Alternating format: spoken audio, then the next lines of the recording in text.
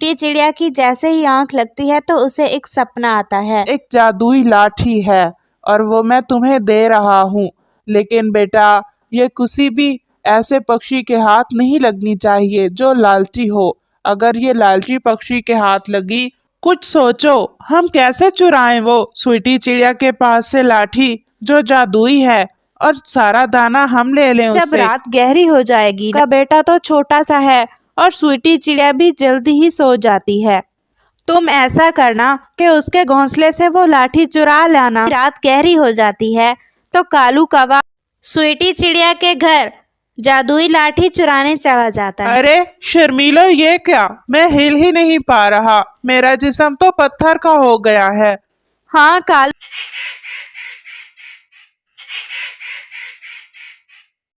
दूर किसी जंगल में सूखे का समय चल रहा था। जंगल के तमाम पक्षी सूखे के समय की वजह से बहुत परेशान थे। किसी भी पक्षी को कहीं से भी कोई दाना नहीं मिल पा रहा था। जंगल के तमाम पक्षी सुबह से शाम तक मेहनत करते, पूरे जंगल में दाना ढूंढते, लेकिन उन्हें कहीं से भी कोई दाना ना मिलता। उस जंगल में वो स्वीटी चिड़िया भी बहुत परेशान थी। वो स्वीटी चिड़िया तो बहुत मेहनती थी, लेकिन जंगल में सूखे का समय होने की वजह से उसे भी कहीं से कोई दाना नहीं मिल पा रहा था। प्यारे दोस्तों, क्या आपने मुझे सब्सक्राइब कर लिया है? और घंटी के आइकन को दबाना बिल्कुल मत भूलिएगा। आज स्वीटी चिड़िया के पास बस एक ही दाना था और स्वीटी चिड़िया का छोटा सा बेटा पिंकू भी था। बेटा, ये दाना तुम खा लो, मुझे तो भूख नहीं है और मैं ऐसे ही रात गुजार लूँगी और कल हम फिर दाना ढूंढेंगे कहीं न कहीं से। नहीं मम्मा, मुझे तो भूख ही नहीं है, आप ये दाना खा लीजिए और मुझे तो ऐसे ही नींद आ रही है। अरे बेटा, ऐसा कैसे हो सकता है कि बेटा भूखा सोए और माँ पेट भरकर? ऐसा नहीं कर सकती हूँ मैं। बेटा आप ये खा लो। वो दोनों माँ बेटे ऐसे ही बातें कर रहे होते हैं कि उनके दरवाजे पर जोर जोर से दस्तक होती है। मामा, ये कौन है इतनी रात में हमारे दरवाजे पर? पता नहीं बेटा, मैं देखती हूँ। शायद कोई मुसाफिर है और रात गुजारना चाहता है, तो किसी ठिकाने की तलाश में होगा। और फिर स्वीटी चिड़िया दरवाज़ा खोल देती है। आप कौन हैं और इतनी रात को हमारे दरवाजे पर क्यों दस्तक दी आपने? सब खैरियत है ना? बेटी, मैं मुसाफिर हूँ, बहुत दूर से आया हूँ और मेरे पास कोई ठिकाना नहीं है। रात बहुत गहरी हो चुकी है और मेरे पास कोई खाना भी नहीं है। मैं तुम्हारे पास आया हूँ कि मेरी मदद कर दो, मैं बहुत भूखा हूँ। स्वीटी चिड़िया बहुत परेशान हो जाती है, क्योंकि जंगल में तो सूखे का समय चल रहा था और उसके पास तो पहले ही सिर्फ एक दाना था जो वो चाहती थी कि वो अपने बेटे को दे। लेकिन स्वीटी चिड़िया बहुत नरम दिल और अच्छी चिड़िया थी।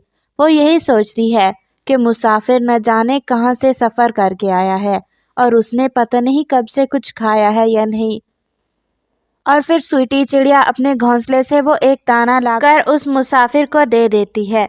ये लीजिए, मुझे माफ़ कर दीजिएगा, हमारे जंगल में सूखे का समय चल रहा है, जिसकी वजह से हमारे जंगल के तमाम पक्षी बहुत परेशान हैं।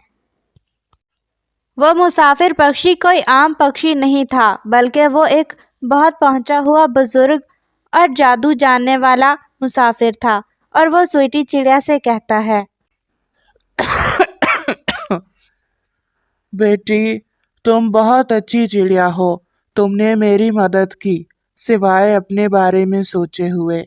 मुझे पूरा यकीन है कि तुम जिंदगी में बहुत कामयाब होगी और हाँ, ऊपर वाला भी तुम्हारी मदद जरूर करेगा। ऐसा कहकर वो पक्षी वहां से गायब हो जाता है। स्वीटी चिड़िया बहुत हैरान थी कि न जाने उस पक्षी ने ऐसे क्यों कहा। और फिर स्वीटी चिड़िया अपने घोंसले के अंदर चली जाती है। ऐसे ही रात बहुत गहरी हो जाती है और स्वीटी चिड़िया अपने बेटे के साथ सो जाती है। स्वीटी चिड़िया की जैसे ही आंख लगती है तो उसे एक सपना आता है और सपने में वही पक्षी आता है। बेटी, तुमने मुझे बहुत खुशी दी है, तुम्हारी नेकी से मेरा दिल खुश हो गया है। और मैं तुम्हारी मदद करना चाहता हूँ। मुझे तुम्हारे जैसे ही किसी अच्छे पक्षी की तलाश थी, क्योंकि मैं अपनी ये शक्ति उसको देना चाहता हूँ। बेटी, मेरे पास एक जादुई लाठी है और वो मैं तुम्हें दे रहा हूँ। लेकिन बेटा, ये किसी भी ऐसे पक्षी के हाथ नहीं लगनी चाहिए जो लालची हो। अगर ये लालची पक्षी के हाथ लगी तो वो हमेशा के लिए पत्थर का हो जाएगा। और फिर ऐसे ही स्वीटी चिड़िया की आंख खुल जाती है।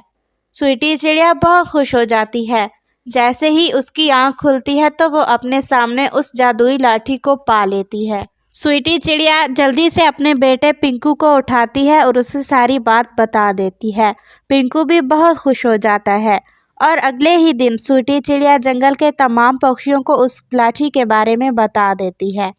अब जंगल के तमाम पक्षी बहुत खुश थे, क्योंकि वो उस जादुई लाठी से जब भी उन्हें भूख लगती तो स्वीटी चिड़िया से कहलवाकर दाना ले लेते और अपनी ज़िंदगी बहुत अच्छे से गुजारने लगे थे। लेकिन उस जंगल में वो कालू कौवा और शर्मीलो कौवी नहायत लालची थे, जो जंगल में किसी भी पक्षी के पास दाना देखकर बहुत जलते और उसका दाना चुरा लिया करते थे। और अब उनकी आंखों में कांटों की तरह स्वीटी चिड़िया के पास मौजूद लाठी चुभ रही थी। वो यही चाहते थे कि वो लाठी जैसे तैसे करके वो हासिल कर लें। और शर्मीलो कवि कालू कौवे से ऐसे कहती है, कालू जी, कैसे हैं आप? क्या सोच रहे हैं? आपको समझ क्यों नहीं आ रहा कि वो जादुई लाठी सिर्फ हमारे पास होनी चाहिए और हमारा ही हक है उस पर, क्योंकि हम तो जंगल के सबसे ज़हीन और अच्छे पक्षी हैं। क्या हो जाता कि वो लाठी हमें मिल जाती तो, और फिर हम जंगल के राजा बन जाते। राजा, आप राजा बन जाते और मैं रानी। जंगल के तमाम पक्षी हमसे मांग कर लिया करते दाना और हम सबको अपनी मर्जी के मतहत चलाते। हाँ शर्मीलो, लेकिन ऐसा कैसे हो सकता है? तुम्हें तो पता है ना कि जंगल के तमाम पक्षी स्वीटी चिड़िया से तो पहले ही दोस्ती रखते थे और अब उसे मिल गई है वो जादुई लाठी, तो अब तो वो उसके और ज्यादा अच्छे दोस्त बन गए हैं। मैं तो चाहता हूँ कि जंगल के तमाम पक्षी मेरे दोस्त बने। हाँ हाँ कालू, वही तो कह रही हूँ ना मैं। तो फिर शर्मीलो, कुछ सोचो, हम कैसे चुराएं वो स्वीटी चिड़िया के पास से लाठी जो जादुई है और सारा दाना हम ले लें उससे। कालू, मैं सोच रही हूँ कि जब रात गहरी हो जाएगी ना, तो तुम स्वीटी चिड़िया के घर चले जाना। खिड़की से उसके घर में कूद जाना। उसका बेटा तो छोटा सा है और स्वीटी चिड़िया भी जल्दी ही सो जाती है। तुम ऐसा करना कि उसके घोंसले से वो लाठी चुरा लाना, और फिर स्वीटी चिड़िया मांगेगी तो हम कौन सा देंगे उसे? वो तो हमारी हो जाएगी ना, क्योंकि हम उसे अपने पास ले लेंगे और उस पर कब्जा कर लेंगे। जंगल का पक्षी क्या बिगाड़ लेंगे हमारा। हाँ शर्मीलो, ये तो तुम सही कह रही हो। फिर क्या था, कालू कौवा और शर्मीलो कवि रात के गहरे होने का इंतजार करने लगते हैं। और जैसे ही रात गहरी हो जाती है तो कालू कौवा स्वीटी चिड़िया के घर जादुई लाठी चुराने चला जाता है। कालू कौवा और शर्मीलो कवि नहायत लालची थे और वो लाठी जो भी लालची पक्षी होता उसको पत्थर का बना देती। अरे वाह कालू, अब ये हमारे पास आ गई है और अब जंगल के तमाम पक्षी हमारे मतहत हो जाएंगे।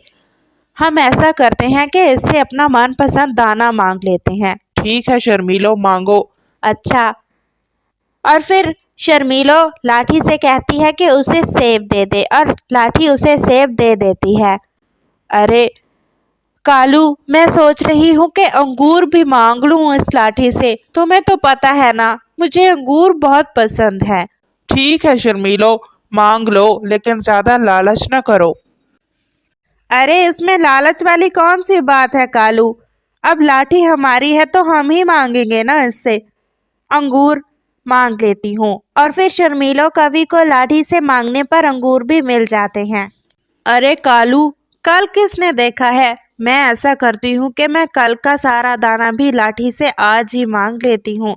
शर्मीलो, लालच ना करो, कहीं हमें लेने के देने ना पड़ जाएं। अरे कालू, तुम तो हमेशा ऐसे ही डरते रहते हो। क्या हो गया है तुम्हें? लाठी से मांगने पर दाना ही तो मिलता है और वही मांग रही हूँ। ठीक है। और फिर शर्मीलो दोबारा से लाठी से जो मांगती है पा लेती है। कालू, अब तुम्हारी बारी है।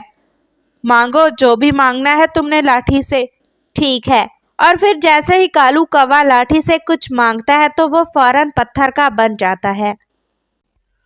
अरे शर्मीलो, ये क्या? मैं हिल ही नहीं पा रहा। मेरा जिस्म तो पत्थर का हो गया है। हाँ कालू, मेरा भी जिस्म काम नहीं कर रहा। शर्मीलो, मैंने तुम्हें कहा था कि ज्यादा लालच मत करो। मैंने तोते से सुना था कि स्वीटी चिड़िया के पास जो लाठी है वो लालची पक्षियों को पत्थर का बना देती है। मैं हमेशा तुम्हारे किए की सजा पाता हूँ।